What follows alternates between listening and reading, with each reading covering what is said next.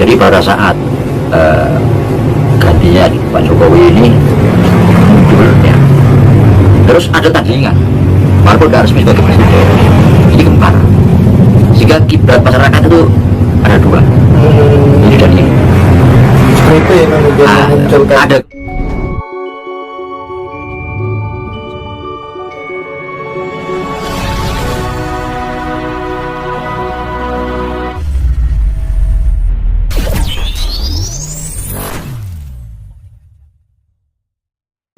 saya ketemu sama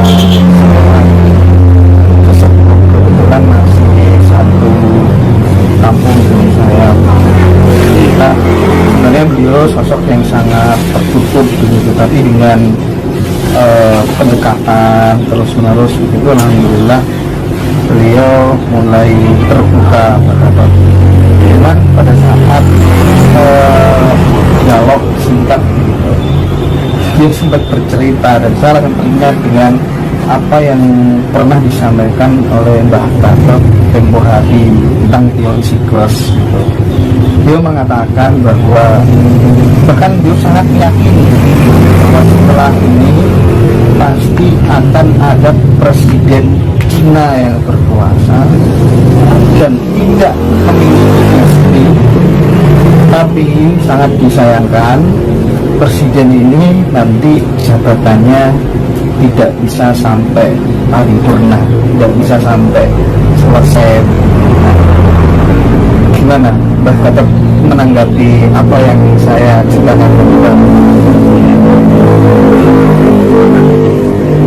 Jadi kalau ada sesepuh yang bercerita demikian, rupanya kok sama klop dengan teori siklus ini.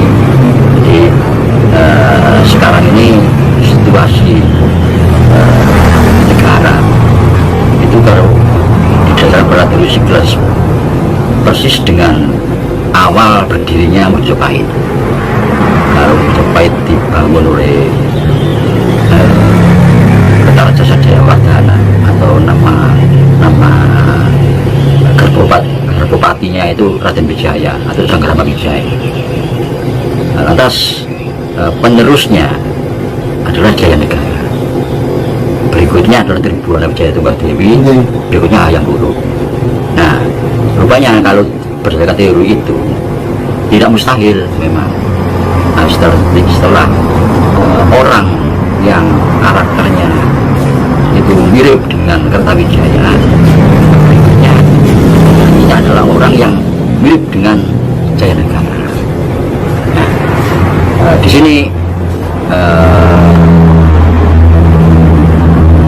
kita paling bagus untuk menelusuri itu, kita melihat itu siapa istri Kertawijaya,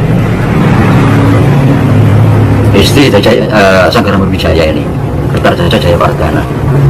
Itu ada 4 plus 1 5. Yang pertama namanya Tribhuwana, terus lagi yang terakhir itu Hayati, dan kawin lagi dengan putri dari Darapeta.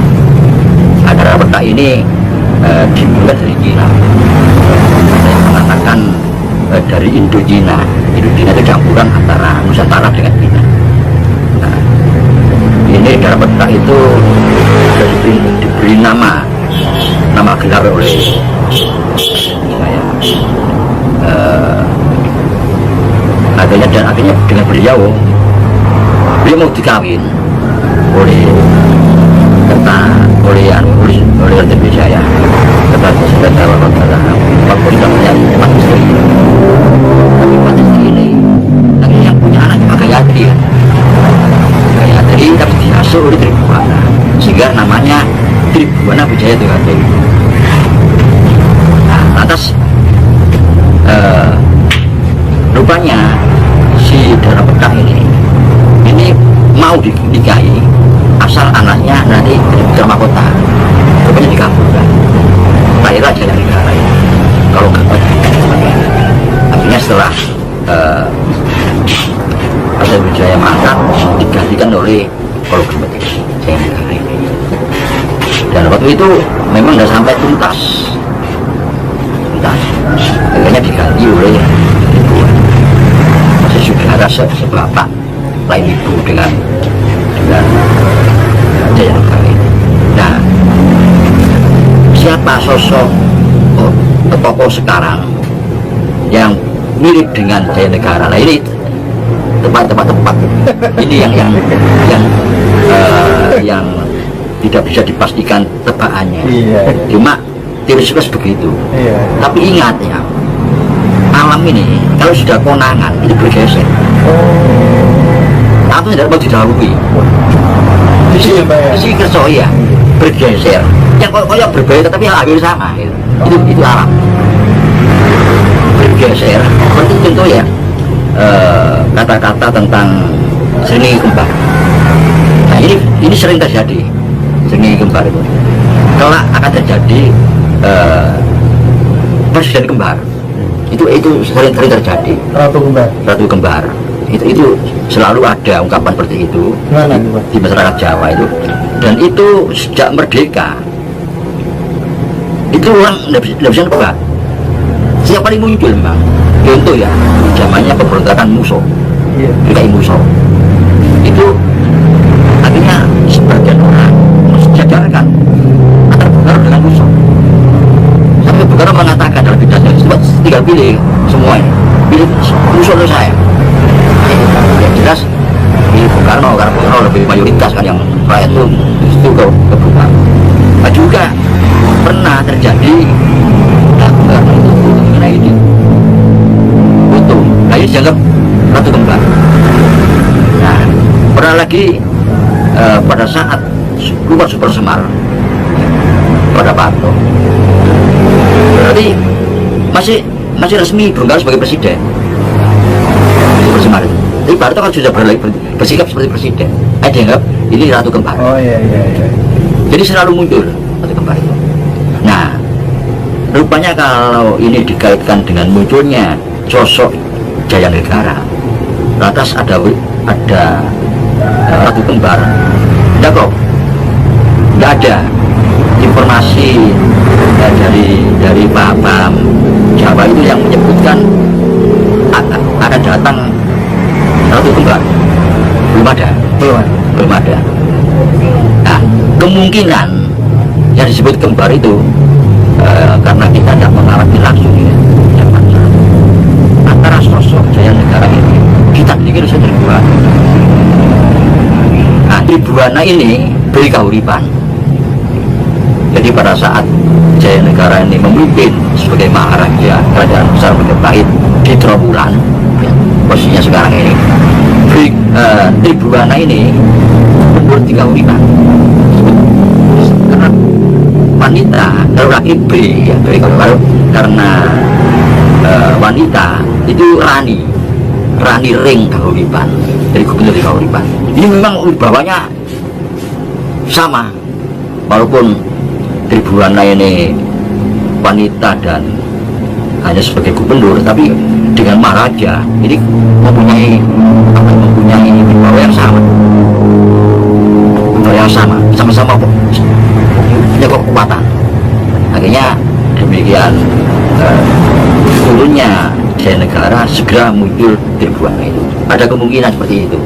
Jadi pada saat gantinya Pak Jokowi ini munculnya, terus ada tandingan Marco resmi sebagai presiden, ini kembar, sehingga kiblat masyarakat itu ada dua, ini dan ini. Itu yang kemudian memunculkan ada kemungkinan seperti itu. Namanya kalau misalnya gini Mbak, kalau berkaca dari teori psikologi, mungkin nggak ini Pak Jokowi ini tambah satu periode lagi? Kalau menurut pemikiran saya tidak mungkin. Karena Pak Jokowi tidak mau. Tidak mau, karena dia paham tentang siklus itu.